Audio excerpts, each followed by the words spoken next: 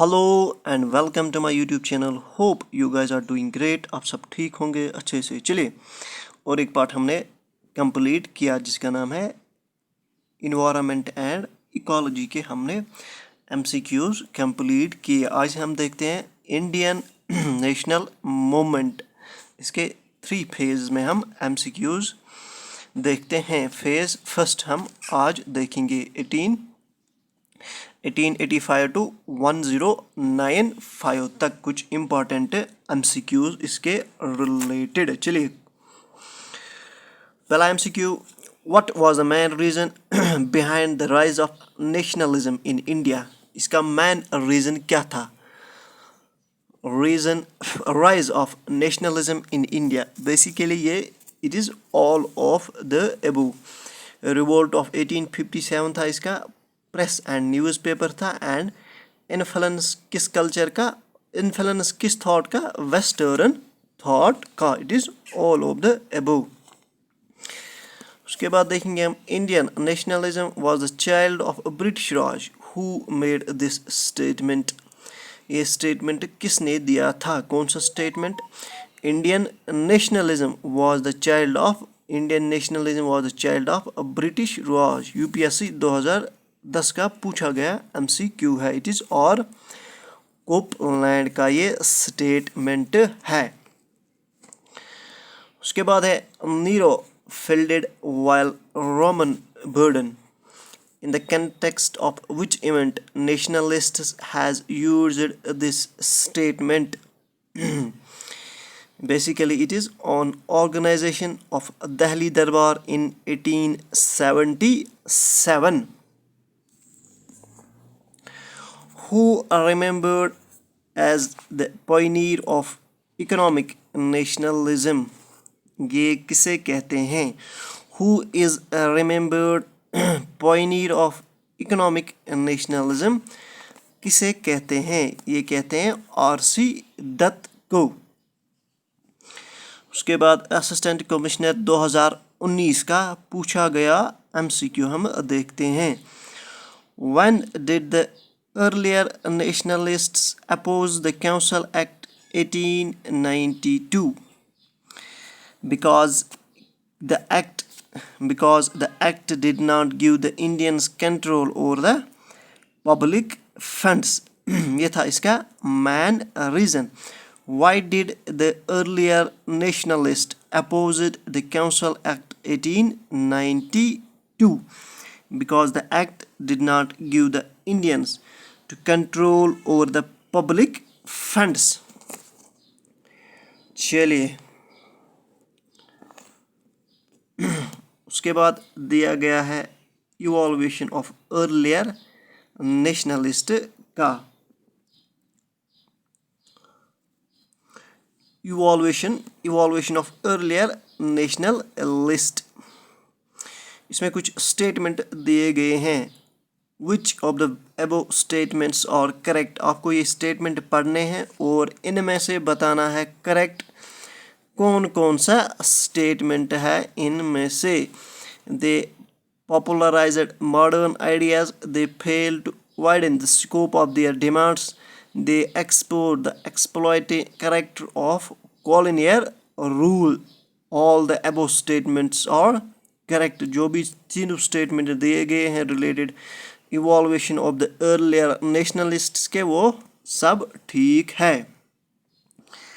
उसके बाद रीजनिंग और असर्शन का एक और क्वेश्चन दिया गया है। Reason plus assertion. The basic weakness of the earlier nationalist movement lay in its narrow social base. Reason क्या दिया गया है इसका? It fought for the narrow interests of the social groups which joined in. ये किसका question है? ये IAS pre 2000 का पूछा गया MCQ है। It is, इसमें A ट्रू है but R is false.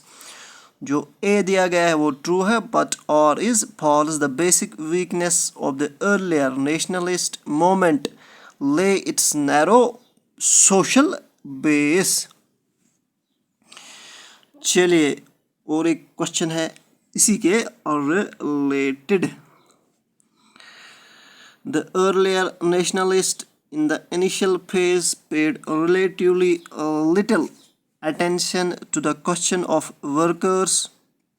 Reason इसका क्या दिया गया है? The earlier nationalists did not wish in any way weaken the common struggle against British rule by creating any divisions within the ranks of the Indian people. It is both A and R are true. Or is the correct explanation किसकी? और जो है correct explanation है A की. It is both A and R are true. चलिए उसके बाद और एक क्वेश्चन सेम ऐसा ही.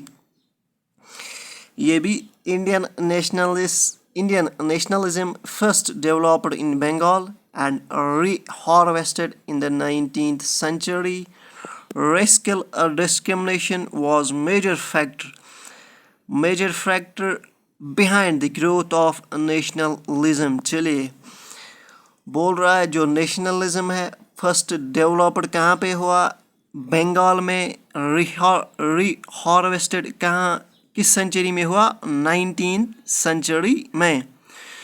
उसके बाद racial discrimination was the major factor. ये मेजर फैक्टर किसका था? Behind the growth of nationalism.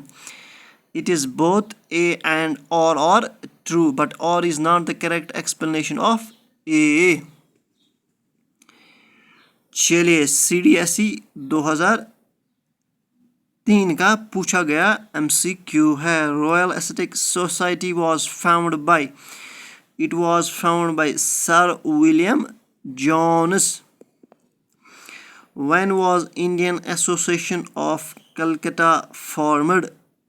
ये कब फॉर्म हुई? Indian association 1876. WBCS 2009 का पूछा गया MCQ है ये.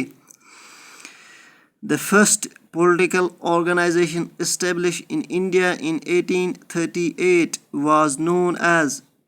उसे क्या कहते थे? फर्स्ट जो पॉलिटिकल ऑर्गेनाइजेशन जो इस्टेब्लिश हुई इंडिया में डेट 1838 में, उसे क्या कहते थे? उसे कहते थे जमींदारी एसोसिएशन. उसके बाद देखते हैं NDA 2018 का पूछा गया MCQ है. Name the first major voluntarily association representing primarily Indian landlord interested that was set up in Calcutta in 1851. It is British Indian Association. NDA 2018 का पूछा गया MCQ है ये. चलिए उसके बाद कुछ और इम्पोर्टेंट MCQs देखते हैं related Indian nationalism. Part first.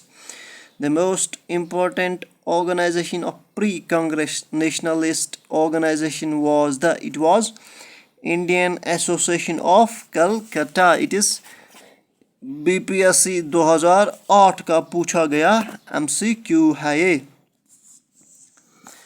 उसके बाद Dadabhai Nehru ji organised East India association. Dadabhai Nehru ji ने ऑर्गेनाइज क्या की थी? East Indian association to serve which of the following purposes. किसके लिए किया था? To discuss the Indian questions and influence British public to promote Indian welfare.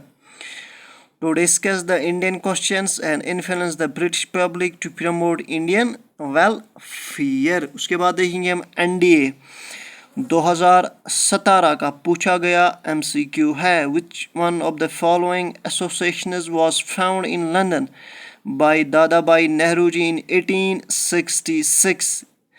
The association was the East India Association. ये था हमारा पार्ट फर्स्ट रिलेटेड. किसके related?